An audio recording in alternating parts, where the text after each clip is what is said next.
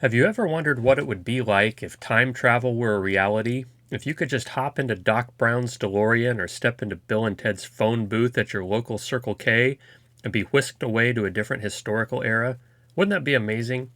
Well, if you were to take an excellent adventure to the time that best describes how humans have lived for most of our history, you would need to go back to the Stone Age, to a time before cities and before agriculture, when all human societies were composed of hunters and gatherers. For the vast majority of the 200,000 years that modern humans have been on the scene, we've been practicing a hunter gatherer lifestyle. We've only been domesticating farm animals and practicing agriculture for the past 10 to 12,000 years or so. Hunting and foraging for your daily food has been the normal way of living for most human societies during our species' existence.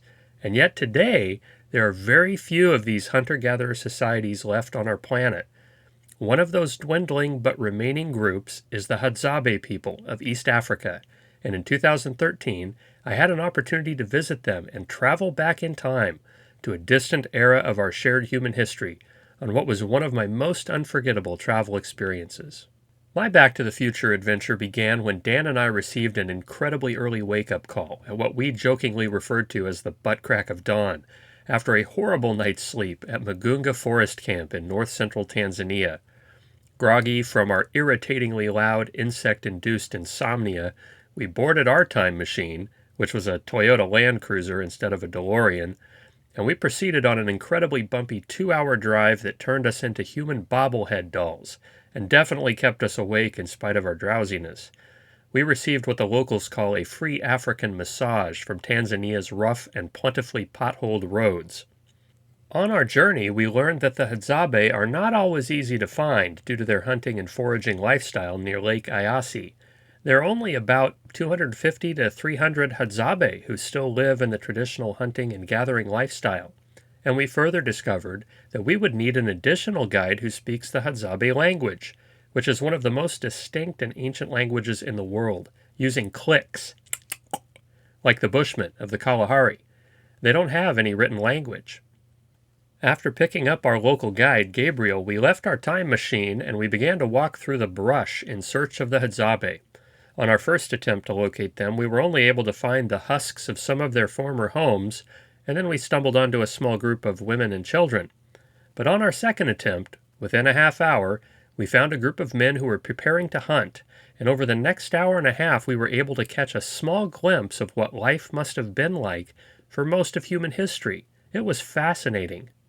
Like our Stone Age ancestors, the Hadzabe live almost exclusively by hunting and gathering without any permanent homes.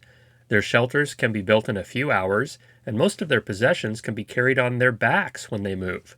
They have no herds of farm animals, nor do they practice agriculture or really integrate with the rest of Tanzanian society, even though some missionaries and some in the government have tried to get them to live a more settled life. The Hadzabe have probably been in this territory for millennia, with little modification of their basic way of life until the past 100 years. Until about 2,500 years ago, there was nothing but hunter-gatherer tribes like the Hadzabe in Tanzania, but then some cattle herders came into the area from the Horn of Africa. And then 1,000 years later, Bantu groups of farmers with iron tools and weapons came into the area. And then Nilotic pastoralists like the Maasai in the 1700s from Sudan.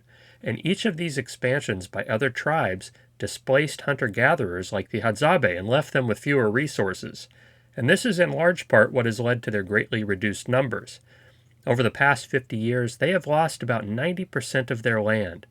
But in spite of these challenges, the few hundred Hadzabe who remain continue to largely live in the ways their ancestors have for thousands of years.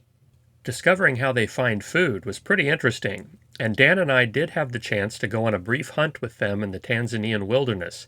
Darting between gigantic baobab trees and past caves, we were able to bag one bird during our hunt. But the Hadzabe will often hunt for even larger game during the dry months and will sometimes use arrows dipped in a poison from a local plant to help them kill their prey. The Hadzabe regularly migrate to where the food or the hunting is best. Men often forage by themselves for things like honey, fruit, and wild game, while the women usually forage in larger groups, and they bring home berries, baobab fruit, and tubers. While attempting to make fire with the Hadzabe, hunting with them, using a bow and arrow, finding fresh water, and participating in cultural dances with them, it struck me how ill-equipped I was to survive and thrive in their environment. So often, those of us who live in the modern, technologically advanced, urban world, we mistakenly look down on tribes like the Hadzabe and see them as outdated or backwards. But in reality, they're incredibly intelligent and adaptive people who are consistently able to do what most of us can't and don't do, and that is to hunt and gather our own food every day and to make our own shelters. The Hadzabe have an incredibly close connection to their environment, knowing where to find fresh water in baobab trees, making their own fire, knowing all the species of edible plants and wildlife in their region, and how to secure them. I would be toast if I tried to live in their hunter-gatherer world, and you likely would be too. It's simply not the environment that you and I were born into. I'm sure that the Hadzabe would find it equally difficult to adapt to driving in 8 lanes of city traffic or holding a 9-to-5 job, creating an Excel spreadsheet, or any other number of modern tasks. That's just not the situation they were born into.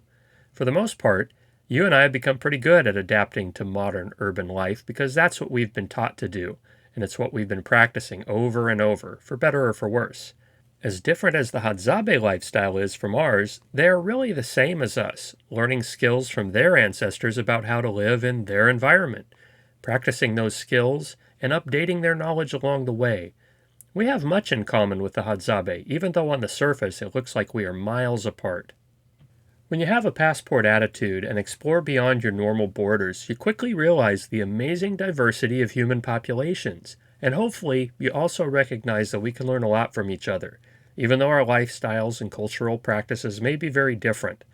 A visit with the Hadzabe people of Tanzania reminds us of the fact that most humans throughout history have lived like they do, not like us. We're relatively new kids on the block. Oh, and one last lesson from this remote region of East Africa comes from our fellow time travelers, Bill and Ted, who remind us to be excellent to each other. Those are good words to live by, no matter what age you live in. I hope you enjoyed this time machine journey to the Hadzabe people of Tanzania. If you did, and would enjoy other content like this, feel free to subscribe to my YouTube channel, Passport Attitude, or check out my blog at passportattitude.com, where I'll be sharing a growing number of fun posts and ideas that will help you be an explorer at home and abroad. And if you have friends or family who are explorers at heart, thanks in advance for telling them about these sites. Finally, if you enjoy traveling and getting to places beyond just the normal tourist sites, connecting with culture, history, and scenery, you should check out Walking Adventures, the wonderful company I've been guiding with since 2007. And while we don't visit the Hadzabe people on our East Africa tours anymore, we do regularly offer adventures in Kenya and Zanzibar that are full of wonderful wildlife and enriching cultural interactions, which I think you'd very much enjoy. Take care, everybody.